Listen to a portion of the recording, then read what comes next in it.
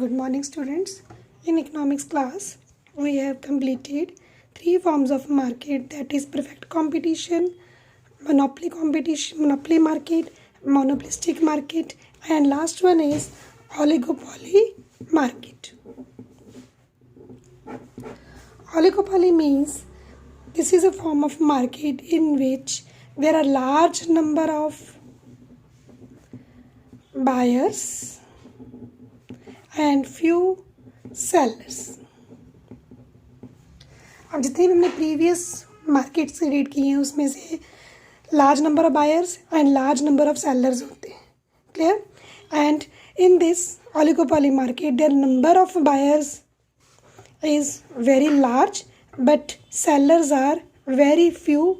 It means each seller just has a major share in the market. Major share, it means कि there are few suppliers, few producers of that product in the market, but the demand of that product is very large because there are large number of buyers. For example, there are few automobiles industries in our country and each industries occupies a major share in the market.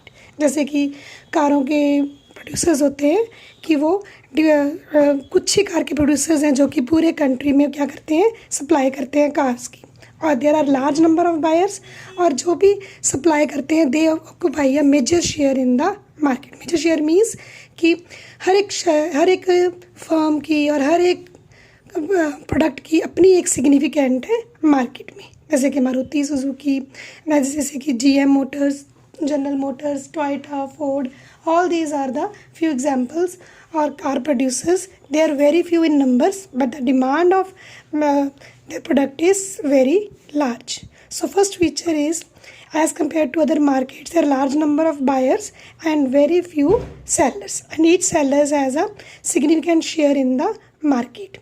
और इसमें क्या होता है बच्चे कि जो investment भी क्या होती है, बहुत ही ज़्यादा होती है इसमें, कि हर कोई क्या है इसमें एंट्री, हर कोई इजीली एंट्री नहीं कर सकता, हर कोई इसको इजीली लेफ्ट नहीं कर सकता. इसमें क्या होता है कि ह्यूज इन्वेस्टमेंट रिक्वायर्ड होती है और कोई भी प्रोड्यूसर इजीली इसको स्टार्ट नहीं कर सकता. Clear? So there are small number of big firms. The first feature is large number of buyers but there are few sellers, and each sellers has a partial control over price. Partial control over price means कि हर एक का full control नहीं होता, क्योंकि हम इसमें आगे बढ़ेंगे अगले पॉइंट में कि इसमें हर फर्म के आपस में क्या होती है, डिसीज़न के लिए इंडिपेंडेंस होती है. इंडिपेंडेंस मीन्स कि कोई भी फर्म इंडिविजुअली अपने अकॉर्डिंग डिसीजंस नहीं ले सकता. Partial control we can say कि हर एक सेलर का अपना एक मेजर शेयर है और उसका फुल कंट्रोल नहीं है प्राइस पे. पार्शियल मीन्स हाफ कंट्रोल है कि उसको दूसरी फर्म के ऊपर डिपेंड होना पड़ता है कि उसका क्या प्राइस चल रहा है मार्केट में. ये ना हो कि अगर एक फर्म प्राइसेस ज़्यादा हाई कर दे, दूसरी फर्म ना हाई करे. इट मीन्स कि अब इसमें अगर लॉस भी होएगा तो ह्यूज लॉस होएगा, क्योंकि हर एक फर्म, हर एक सेलर का सिग्निफिकेंट शेयर है, सप्लाई वो कर रहा है, लार्ज सप्लाई कर रहा है और इन्वेस्टमेंट में इसको ज़्यादा चाहिए. ज़रा सा भी उसका गलत डिसीजन क्या होएगा, उसको ह्यूज लॉस सफ़र करना पड़ सकता है. ठीक है बच्चे? So partial control has create price through brand loyalty. Brand loyalty is achieved through heavy advertisement. However, full control is not possible as there are competitor in the market. So we can say कि full control नहीं है क्योंकि बाकी भी firms हैं, इसलिए वो अपने according prices को fix नहीं कर सकता.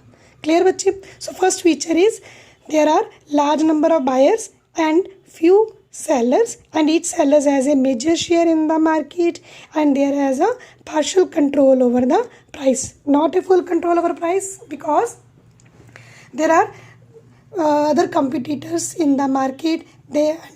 And for every decisions each firm has to depend on the other firm. Clear बच्चे?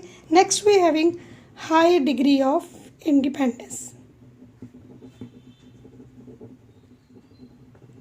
High degree of independence means, जैसे कि मैंने पहले बताया कि पार्शियल कंट्रोल है. हर एक फर्म का डिसीज़न अपने अकॉर्डिंग वो नहीं ले सकती. अपने अकॉर्डिंग वो प्राइस नहीं फिक्स कर सकती, अपने अकॉर्डिंग वो सप्लाई नहीं रोक सकती, अपने अकॉर्डिंग वो कोई भी डिसीज़न अकेले का उसका नहीं हो सकता ही। That firm must depend on the decisions of other firm. For example एक फर्म ने क्योंकि ज़रा सा भी रॉन्ग डिसीज़न है तो उसको करोड़ों का नुकसान हो सकता है, क्योंकि सप्लाई भी उसकी अबंडेंट है, इन्वेस्टमेंट भी उसको ज़्यादा चाहिए।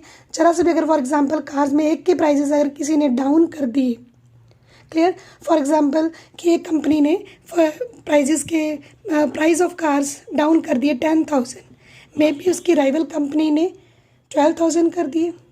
इट मीन्स कि बायर जो है जिसने 12,000 का डिस्काउंट ऑफर किया या 12,000 प्राइसेस डिक्रीज़ किए उस तरफ शिफ्ट हो जाएंगे। इट मीन्स कि उनका ये डिसीज़न उनको, देखो यहाँ पे कॉस्ट प्रोडक्शन तो सेम पड़ रही है, बट उसने क्या प्राइसेस अगर डाउन कर दिए तो उस फर्म को अभी डिमांड भी नहीं इंक्रीज़ हुई क्योंकि राइवल फर्म ने और डाउन कर दिए। तो इट मीन्स कि जो भी वो डिसीज़न लेते हैं हर फर्म आपस में एक दूसरे के डिपेंडेंट है। क्लियर, आगे हम पढ़ेंगे कि इसमें कार्टल्स भी फ्रेम आउट कर लेती हैं डिफरेंट ग्रुप्स, ताकि वो कंज्यूमर्स को एक्सप्लॉइट कर सके, ना कि वो खुद को किसी भी लॉस से फेस ना करना पड़े। ठीक है बच्चे। So oligopoly market is characterized by the small number of big firms in the industries. The market share of each firm is so significant that its price and output policy leaves a significant impact on the price and output policy of rival firms. अगर एक के prices और एक की supply दूसरे rival firm की supply और output पे बहुत इफेक्ट पड़ता है। ठीक है, so that there is a very high degree of interdependence among the competing firms with regard to their prices and output policy. Output policy means कि इस प्राइस पे कितनी सप्लाई करनी है, supply of the product, price and supply of product both decisions are taken by the firms are dependent on the other firms decisions. कोई भी individual firm इतना risk नहीं लेगी कि वो बड़ी जल्दी उसके प्राइजेस कम कर दें या सप्लाई कम कर दे, क्योंकि कॉम्पिटिटर हैं तो वो अगर सप्लाई बंद कर देंगे तो बायर दूसरी तरफ शिफ्ट हो जाएगा। अगर वो प्राइजेस इंक्रीज़ कर देंगे तो maybe rival firm prices increase ना करें तो भी बायर दूसरी तरफ शिफ्ट हो जाएगा। इट मीन्स हर फर्म को बड़े ही डिसीजन जो लेना है दूसरी फर्म्स को भी माइंड में रखे कि उनकी प्राइस पॉलिसी और उनकी आउटपुट पॉलिसी क्या होगी। क्लियर बच्चे। So next one is difficult और टू ट्रेस डिमांड्स कर्व। अब हमने तीनों फर्म में किया, तीनों मार्केट में किया था कि एक में तो पैरेलल टू ओ एक्सिस होती है और एक में डिमांड डाउनवर्ड स्लोपिंग होती है but less elastic, and in monopolistic downward sloping that is a more elastic. But in this firm demand curve is not possible to find firms demand curve. क्यों? क्योंकि firms को अगर वो prices, हमें पता है कि प्राइसेस अगर कम होते हैं तो डिमांड क्या है, ज़्यादा होती है। क्लियर, बट इसमें क्या है, मे बी एक फर्म के प्राइसेस अगर उसने कम कर दिए तो राइवल कंपनी ने मे बी और भी कम कर दिए, तो इसमें क्या है, डिफ़िकल्ट हो जाता है कि फर्म्स की डिमांड कब क्या होएगी, कि मे बी प्राइसेस डाउन होने के कारण उसकी इंक्रीज़ होएगी डिमांड कि नहीं होएगी, या प्राइसेस ज़्यादा होने के कारण उसकी डिमांड कम होएगी कि नहीं होएगी। That is difficult to find out the firms demand curve in a oligopoly market. Few firms हैं, हर फर्म्स का मेजर शेयर है, तो हर फर्म को डिफ़िकल्ट हो जाता है कि वो क्या प्राइस पॉलिसी रखे, क्या आउटपुट पॉलिसी रखे, ताकि उसकी जो डिमांड है वो इंक्रीज़ हो, क्योंकि ज़रा सा भी उसका रॉन्ग डिसीजंस उसको बहुत नुकसान हो सकता है, करोड़ों में नुकसान हो सकता है। क्लियर बच्चे। Next is formation of cartels. मैंने क्लास में भी आपको बताया था कि फॉर्मेशन ऑफ कार्टल्स वर्ड्स क्या होता है कि स्मॉल ग्रुप। अब हमने कहा था कि मोनोपोलिस्टिक कंपटीशन में बहुत ज़्यादा सेलर्स होते हैं, तो उसमें कार्टल्स फ्रेम आउट करना क्या होता है, डिफ़िकल्ट होता है, क्योंकि लार्ज नंबर ऑफ सेलर्स हैं, it's not possible to frame out the groups. But here क्या है, स्मॉल नंबर ऑफ सेलर्स हैं, तो हर नंबर ऑफ सेलर्स क्या, फ्यू सेलर्स क्या है, जॉइंटली अपने डिसीजंस लेते हैं और कार्टल्स बना लेते हैं, और ताकि वो एक्सप्लॉइट अपने डिसीजन जो हैं वो कंज्यूमर्स के ऊपर लगा सके, ताकि कंज्यूमर को वो अच्छे से वो एक्सप्लॉइट कर सकें और उनके जो डिसीजंस हैं वो रॉन्ग ना हो, ताकि उनको कोई भी लॉसेस फेस ना करने हो। So cartels just is a type of a small groups that is formed by a few firms to exploit the consumers to set up their own price policy, own output policy. और कई बार क्या होता है cartels की हमें क्या companies को तो फर्म्स को तो बेनिफिट्स होते हैं बट कंज्यूमर के लिए क्या है नॉन बेनिफिशियल होते हैं because all the firms jointly just exploit the consumer by making their own policy for their own benefit. Clear बच्चे? सो कार्टल्स में क्या होता है कि जो भी प्राइस है उसमें एक प्राइस लीडर फिक्स कर लेते हैं. प्राइस लीडर कोई भी एक फर्म को प्राइस लीडर बना लेते हैं और जो प्राइस लीडर जो फर्म प्राइस फिक्स करेगी उसी को ही फॉलो बाकी फर्म करेंगे. क्लियर बच्चे? Next is entry barriers. Entry barrier जैसे कि हमने मोनोपोली में किया था कि वहाँ रिस्ट्रिक्शंस होती है, इसमें भी क्या है पॉसिबल नहीं है कि कोई न्यू फर्म ज्वाइन करे ओलिगोपोली मार्केट में. क्यों? इसके 3 रीजंस हैं. एक तो गवर्नमेंट लाइसेंसिंग. गवर्नमेंट क्या है लाइसेंस इशू करती है for production of that goods into the limited firms. और गवर्नमेंट हर एक को लाइसेंस नहीं देती कि आप ही प्रोडक्शन करो. तो कुछ चीज़ें क्या हैं गवर्नमेंट क्या करती है रिस्ट्रिक्ट कर देती है उनकी प्रोडक्शन और लाइसेंस के लिए फ्यू फर्म्स को ही अलाउ करती है. So this is the entry barriers कि अगर कोई और एंट्री करना चाहता है तो उसको क्या गवर्नमेंट का लाइसेंस की ज़रूरत होगी. अगर गवर्नमेंट नहीं लाइसेंस इशू करेगी they can't enter in the industry. Clear बच्चे? And second one is patent right.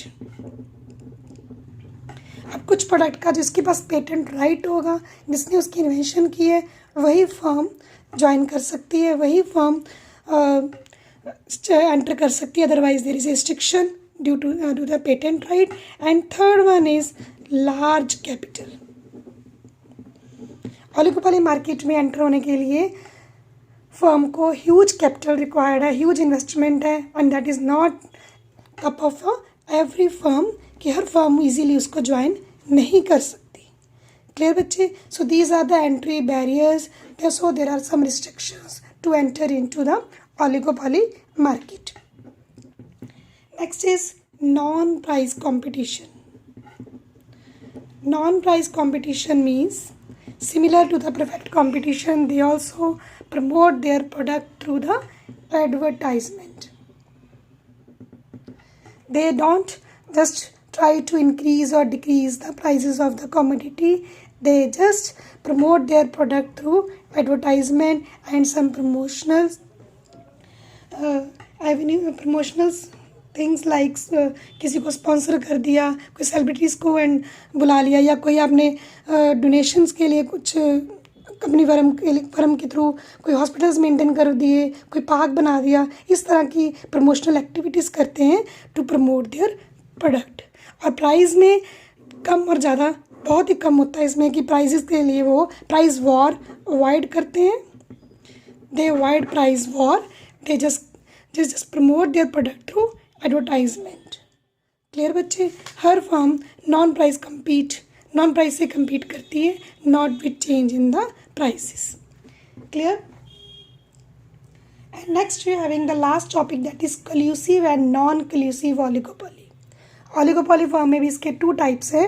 कल्यूसिव means when all the firms make a cartels,